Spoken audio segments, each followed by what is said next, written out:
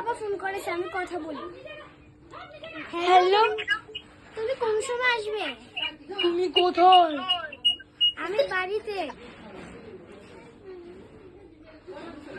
ও ও আমার মেয়েকে দাও। ঠিক আছে, পাপাকে বলবে তোমার কি লাগবে। হ্যাঁ বলো সোনা।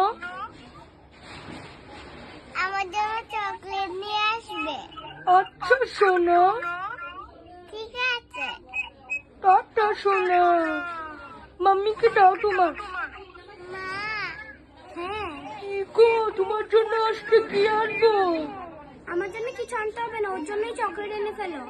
তোমার জন্য আজকে ফুচকা আনবো না চপ আনবো? ফুচকা। আচ্ছা সোনা, আমি আনবো। ঠিক আছে রাখি, অফিসের কাজ আছে। হুম।